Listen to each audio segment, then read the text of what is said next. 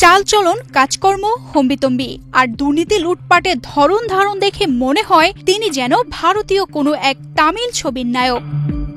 তার ক্ষমতার দাপটের কাছে জিম্মি গাজীপুরের কালিয়াকৈর সাব রেজিস্ট্রার অফিস, যেখানে সাধারণ মানুষের দলিল নিবন্ধনের জন্য প্রতিদিন ভিড় জমে। কিন্তু অভিযোগ রয়েছে এখানে চলছে এক ওমেদারের একচেটিয়া রাজত্ব। সেই ওমেদারের নাম রাকিবুল ইসলাম। প্রতিদিন মাত্র ৬০ টাকা মজুরিতে নিয়োগপ্রাপ্ত কর্মচারী তিনি, অথচ তার বিরুদ্ধে অভিযোগ তিনি লাখ লাখ টাকা হাতিয়ে নিয়েছেন অনিয়ম ও হয়রানির মাধ্যমে।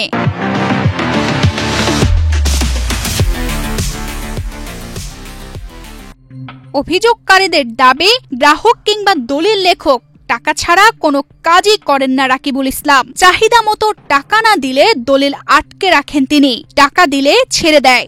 তার কথাতেই চলে কালিয়াকৈর সাব রেজিস্ট্রার অফিসের কর্মকর্তারা। দলিল লেখক যারা রেজিস্ট্রি অফিসে দলিল লেখা নিয়ে সাবমিট দেয়, ও করে কি আগেই টাকা কন্ট্যাক্ট করে সাব রেজিস্ট্রারের টাকা দেয় না। ও নিজেই গাড়ি বাড়ি ৩টা বিয়ে করছে, তারপরে মোটর সাইকেল টাইকেল নিয়ে ওর ডার্সে চলে, কিন্তু আমাদের দলিল লেখককে হয়রানি করে। এবার উমেদার পিয়ন, ডেইলি ৬০ টাকা বেতনের পিয়ন সে।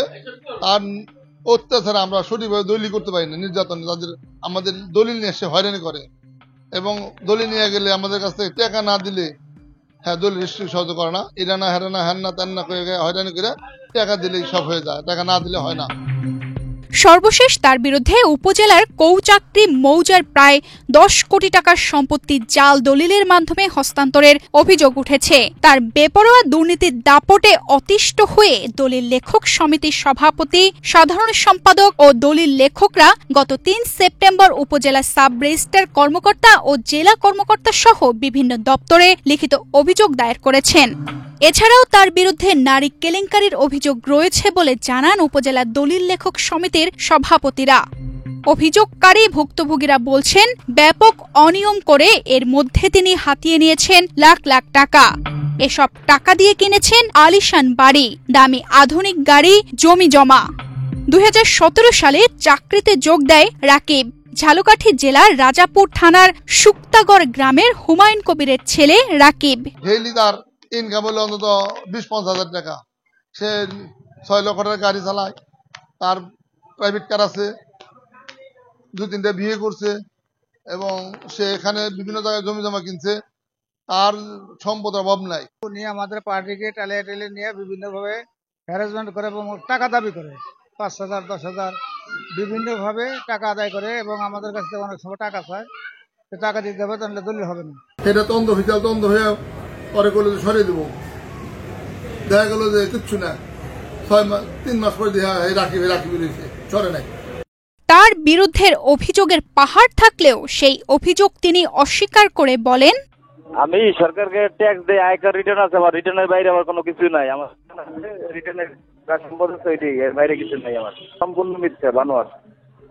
সরাই দেয় না, এটা সিরাজ নামে একজন দলিল লেখক, ওই সেক্রেটারি, উনি লোকজন নিয়ে আমার প্রতি হামলা করতে চায়, যার কারণে আমি যাইতে পারতেছি না। আমার জীবন আমার গেলে মারবে, ধরবে, আমি ভয়তে যাইতে পারতেছি না। অভিযোগ দায়ের করে না এই জন্যই, কারণ আমার যে অফিসার, যে সাব রেজিস্ট্রার সাহেব আছে, উনি বলছে যে তুমি থামো, আমি ওনার বুঝাইতেছি, দেখতেছি, উনি বিষয়টা দেখবে বলছে। এই জন্য আমি, যেহেতু কর্মকর্তা বলছে, আমার বলছে তুমি অফিসে আইসো না, বাসায় থাকো, আমি দেখবো। এখন এই জন্য আমি কোনো অভিযোগ দায়ের করি না।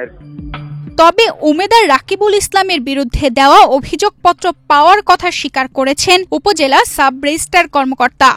রাকিব আমাদের হচ্ছে একজন উমেদার, ওর বিরুদ্ধে দলিল লেখকরা লিখিত অভিযোগ দিয়েছেন, তদন্ত সাপেক্ষে তার বিরুদ্ধে ব্যবস্থা গ্রহণ করা হবে। সঠিক তদন্তের মাধ্যমে তার বিরুদ্ধে ব্যবস্থা গ্রহণ করা হবে, এমনটাই প্রত্যাশা উপজেলা দলিল লেখকগণ ও সেবা প্রার্থীদের। তানজিদা রহমান ইনায়া, বাংলাদেশ প্রতিদিন।